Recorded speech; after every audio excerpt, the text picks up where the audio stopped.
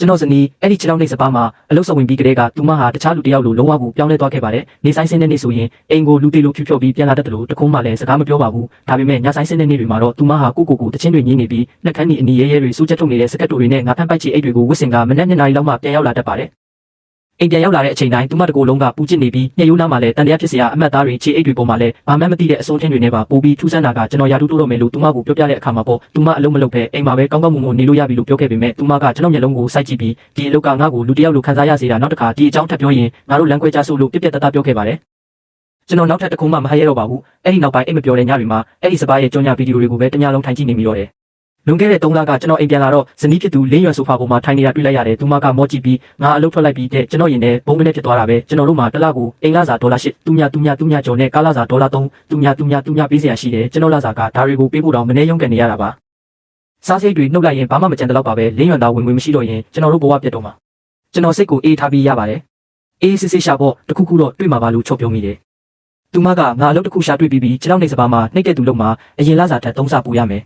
အဲ့ဒီလိုနေရာတွေကမကောင်းဘူးလေမင်းအတွက်မလုံခြုံပါဘူးလို့ကျွန်တော်တားခဲ့ပေမဲ့သူမကဒီနေရာကတရားဝင်ဖွင့်ထားတာတနိုင်ငံလုံးမှာဆိုင်ခွဲတွေအများကြီးရှိပြီးစီကံလည်းတင်းကျပ်တယ်ခြေထောက်နှိပ်တာနဲ့ရိုးနှိပ်တာပဲရှိတာတခြားဘာမှမရှိဘူးလို့ပြန်ပြောတယ်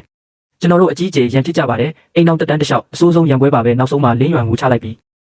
ငါလည်းအဲ့ဒီမှာအလုံးမလုံးချင်ပါဘူးဒါပေမဲ့ငါတို့ပတ်စံလိုတယ်လေရှင်လဲညတိုင်းအလုပ်တွေနဲ့ပြင်ပန်းနေတာငါမကြည့်ရတော့ဘူးငါပတ်စံပူရှာနိုင်ရင်ရှင်လဲအသက်ရှူချောင်းသွားမှာပါအင်ကြီးလဲမြ мян ဝင်နိုင်တာပေါ့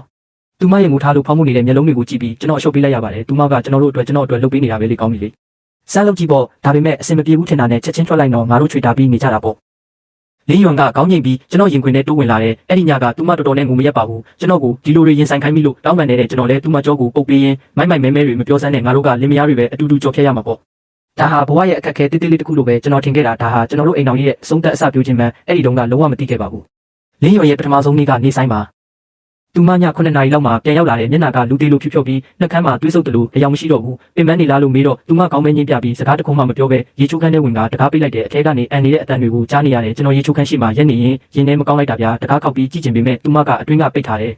တော်တော်ကြာမှသူမထွက်လာတဲ့မျက်လုံးတွေကညီရဲနေပြီးသူမစီကနေပိုးသက်စင်းနဲ့စစ်လိမ့်နဲ့တွေရောထွေးပြီးနန်းစောနေတာပဲသူမထမင်းမစားဘူးကရင်ပေါ်မှာကျွန်တော်ကိုကြောပေးပြီးလဲလျောင်းနေတဲ့ကျွန်တော်သူမကိုဖတ်ဖို့ကြိုးစားပေမဲ့သူမကရှောင်ဖယ်သွားတယ်ဟေးဘာဖြစ်လို့လဲတယောက်ကမင်းကိုရန်လို့လားလို့တိုးတိုးလေးမေးမိတယ်အကြာကြီးတိတ်ဆိတ်နေပြီးမှဘာမှမဖြစ်ပါဘူးပထမဆုံးနေ့ဆိုတော့ပြင်ပန်းလို့ပါအိတ်တော်လို့တိုးတိုးလေးပြန်ပြောတယ်အဲ့ဒီညကသူမတစ်ချက်မှမလုပ်တယ်လို့တခုမှလည်းထပ်မပြောတော့ဘူးကျွန်တော်သူမရဲ့ကြောပြင်ကိုကြည့်ရင်တခုခုတော့မှားနေပြီဆိုတဲ့ခံစားချက်ကြီးကိုဖျောက်ပြလို့မရနိုင်တော့ဘူးအဲ့ဒီနောက်ပိုင်းလင်းရွံကလုံးဝပြောင်းလဲသွားတယ်နေဆိုင်စင်းတဲ့နေ့တွေဆိုရင်အိမ်ကိုနောက်ကျမှပြန်လာတယ်မျက်နှာဖြူဖြော်ပြီးရေချိုးခန်းထဲမှာအမြဲဝင်အန်တက်တယ်ကျွန်တော်နဲ့ထမင်းအတူမစားတော့တယ်လို့အလုပ်ကြောင်းလည်းဘာမှမပြောတော့ဘူးကျွန်တော်တို့စကားပြောတာတနေ့ကို30 ခွန်းတော့မပြည့်တော့ပါဘူးဒါပေမဲ့ညဆိုင်စင်းတဲ့နေ့တွေမှာတော့သူမဟာတခြားလူတစ်ယောက်လိုပဲ